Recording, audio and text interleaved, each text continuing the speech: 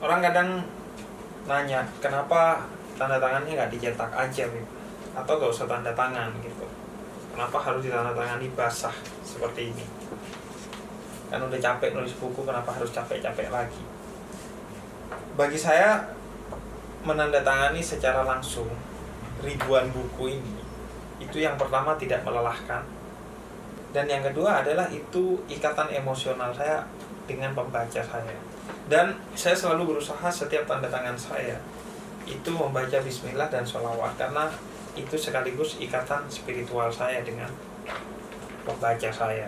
Kalau kalian penasaran apa seni merayu Tuhan itu, ini adalah buku yang saya tulis langsung, tidak dari YouTube. Kalaupun sebagian karena di tengah penulisannya juga saya bikin YouTube, akhirnya saya bicarakan di YouTube.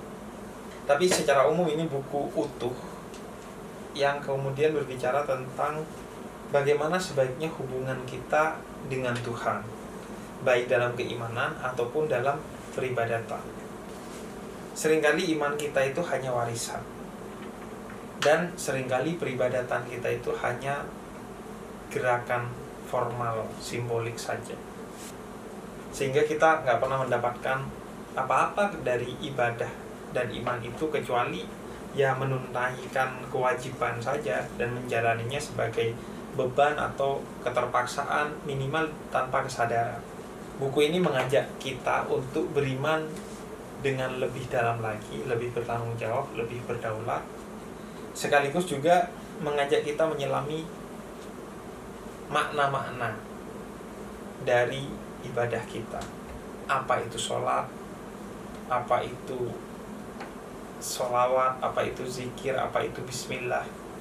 Karena sebagian kita hanya mengetahui bagaimana cara mengucap bismillah, bagaimana cara sholat, tapi tidak memahami dan mendalami apa itu sholat, apa itu bismillah.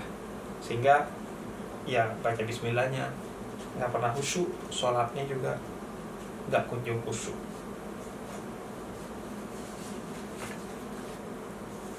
Dan Tuhan itu dari awal dikatakan dalam hadis qudsi, ya ibna Adam, ana laka muhib, fa bihaqqi alaika kun li muhibba. Wahai anak Adam, aku ini kekasihmu, maka berkasihlah denganku.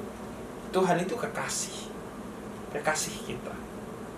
Tapi kita sering hanya menjumpai dia dengan penuh kasih justru saat kita drop saja, saat sakit, saat bangkrut, saat jatuh, saat terkena keburukan-keburukan dan kesulitan-kesulitan.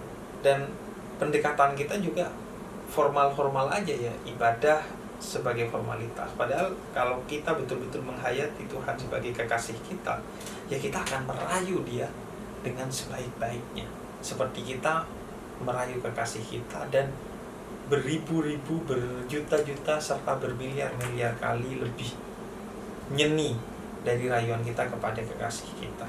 Kita galau kalau nggak ditelepon atau nggak dicat kekasih beberapa jam atau beberapa hari aja. Tapi kayaknya nggak galau deh kalau kita nggak sholat atau nggak melakukan ritual-ritual dialog dengan Tuhan. Makanya buku Seni Merayu Tuhan ini mencoba mengajak kita sedikit lebih dalam berislam, dalam beriman, sehingga kita bisa lebih menjadi hamba yang berkualitas, sedikit lebih baik setiap harinya.